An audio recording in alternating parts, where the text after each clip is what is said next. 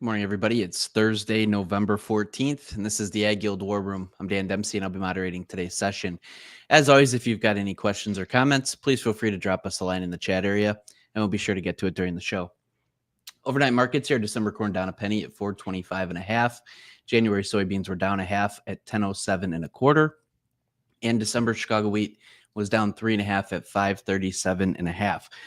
Excuse me. The USDA had export sales announcement this morning, 176,000 metric tons of soybeans to unknown destinations for 24.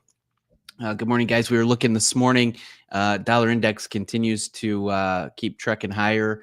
We've got pretty quiet markets by all accounts here for us this morning. But Dustin, maybe a few thoughts here as we go into the day, and we'll throw it around the room.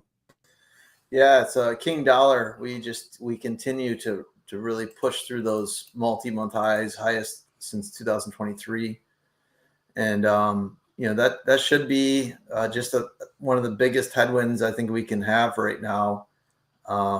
We're becoming, less competitive in the process. We do have extremely tight global supplies, and nearby demand has been very strong. We've talked about all the sales we've had, coming into this point, especially to Mexico. Is that demand, going to just continue to increase, or some of that front-loaded? Time will tell. But if we continue to see this demand, we're going to start shrinking this corn balance sheet in the U.S. And any small downtick in the dollar, I think, would be, viewed as a very favorable flat price. I think that's one of the few things, in my personal opinion, that's holding the market back, given all the other bullish signs we've had from demand. Yeah, and it just feels like after the election, you just got so many, so much money flowing to the United States with the excitement of, the potential, the things that this administration's talking about, or potential for the new administration. What's interesting about that, obviously the dollar is seen as very positive right now, and we're, a lot of money might be flowing this way, but we also have had a big uptick in long-term interest rates. So there's kind of the catch-22 there. The 10-year was hitting new multi-month highs yesterday, 30-year as well. So long-term interest rates are still kind of showing signs that they don't think inflation is necessarily under control. The dollar is saying something different. Yeah, and the futures markets are still pricing about 80% chance that they cut rates in December, which will be interesting to see if that holds true, given some of the things that Trump is talking about as well. If are they going to stay on that path? Right. Yeah. The steepening of the curve. I mean, I don't know what we can expect for, the future, but I think that we have to think, we still have, even though we've got a really strong dollar, we actually have fairly strong commodities as well. Go look at the dollar index when we were in the low 90s or 80s, and where grains were, where everything was, and then where it was the last time we were above 100 prior to this period of time. Generally, that's a very negative thing for all things dollar denominated. Corn, soybeans, obviously we feel that they're suppressed from where we were the last 2-3 years. But in relation to the last time the index was at this level, they're actually quite strong still. And we have to remember, we've lost 25% of the purchasing power of the dollar in the last 4 or 5 years. Things like gold are at new all-time highs here in recent weeks. I know we've come way off those highs following this dollar purge. But, dollar denominated assets are strong in relation to other currencies, but they're still actually strong related to a strong dollar too. And it's because it's just the best house on a bad block right now of paper currencies. We still have to consider the loss of purchasing power going forward.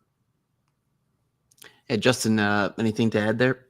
Yeah, just kind of get off topic a little bit, but soybean meal prices are at nearby contracts at $2.88. So we're within $8 of the lows that we saw in that 1920 big bear market. So I mean, we're almost all the way back to those levels. Just to put in perspective, last time meal was this cheap, corn was $3.20. So corn's a dollar, a little over $1 higher than the last time meal was at these prices. So we've talked about this a long time with all the crush capacity coming online, all these things happening. So I think kind of interesting when you look at, a year and a half ago, we were over $500 a ton.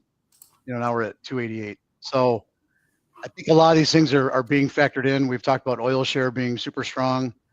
A lot of talk yesterday about, there's been talk about, the new person in charge of the EPA, what kind of, thoughts are they going to have towards, biofuels. At the same time, what does tariffs do? There was a Reuters article out yesterday, I think, about, soybean exports could hurt, but this, could continue to drive the crush capacity here in the U.S., which I kind of believe is the path. And I think maybe meal oil, some of these relationships are starting to tell you that. So a couple points to that story. One is to just point out Dustin's point on, how cheap some of these commodities have gotten, and others have stayed really strong against the dollar. But maybe it's for some different fundamental things. So I just thought that was kind of interesting. I mean, corn and meal have been pretty correlated for a long period of time, and this is the most, I guess, they've been in a while. Outside of like a meal squeeze where you just run out of meal, this is the most divergent they've been. So.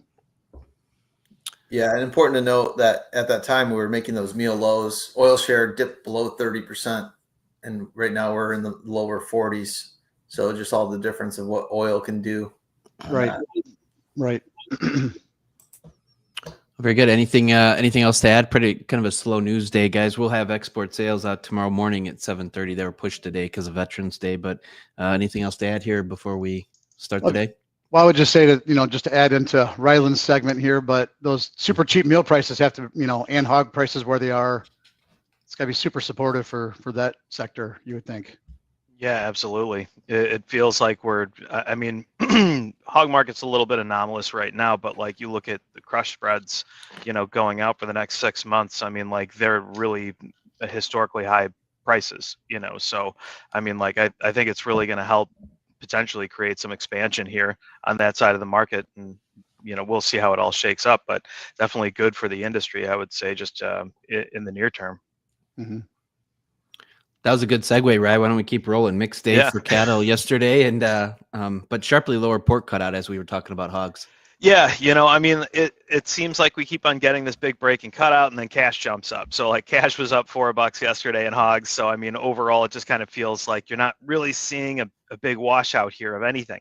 So overall, I mean, like you typically see prices tend to trend lower, but I think just what we're seeing across other markets, that maybe we're seeing some front-loaded demand here, and potentially a tighter supply than expected, really kind of keeping things well supported. The managed money is a record long right now, and there really hasn't been a good excuse for them to liquidate. So unless we see a real change on that front, it just feels like we're going to stick around here for a while. But otherwise, it just, as we've been saying, it makes a lot of sense to look at protectionary measures, just because it feels like we're kind of one bad headline away from just kind of knocking this thing down. But the trend is good. Seems like we keep on finding support levels and they keep holding. So overall, there's just a lot of good news there, and the roll is likely done for now. So it seems like the volatility that we've seen, like the forward spreads, probably starts to quiet down a little bit, and the focus really is just going to be on cash and cutout right now. See if bellies can regain some support here, but the belly trade has been pretty supportive to the price action. So I think that's where a lot of the focus is going to be. On the cattle side of things, haven't seen too much as far as cash goes, maybe a little 290 dressed in the north, 186 in Iowa. But aside from that, looks like bids were popping up around 185 in the south and 188 to 189. So the trade is expecting a little bit of the softer trade, just going into the end of the week here. And I think a lot of that's kind of baked in. We saw huge volume in the spreads. DSFAB made a new low for the move.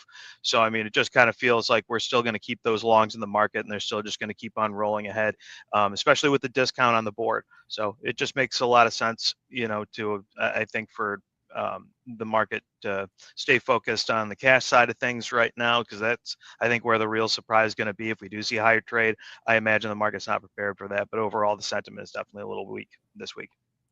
All right. Appreciate the update there. As I mentioned, we will have export sales out tomorrow morning. We'll go through those, discuss those in the war room. Also, end of the week, Fun Fact Friday. Be sure to tune in. You never know what you're going to get with Fun Fact Friday. We appreciate everybody that tunes in on a daily basis. If you wouldn't mind, throw us a like or subscribe. Doesn't cost you anything to do so. It'll keep you up to speed on everything AgYield. And we certainly appreciate those that support the show on a daily basis. Every day that the markets are open, we're streaming live on X, Facebook Live, and YouTube Live at 8:15 Central Time. Appreciate the thoughts and comments this morning, guys. It was a good show. Hope everybody has a great day, and we look forward to talking to you again tomorrow. The War Room is proudly presented by AgYield. For over 50 years, the AgYield team has provided grain marketing and risk management solutions for growers across the country. Our veteran consultants harness cutting-edge technologies to pinpoint risk, optimize market performance, and protect your farm's profitability. Discover a new approach to farm revenue management at agyield.com. Hey guys, Jack here. Be sure to support the show by hitting the like button, leaving us a comment, and subscribing to the channel for all the latest updates. Thanks for watching. We'll see you next time.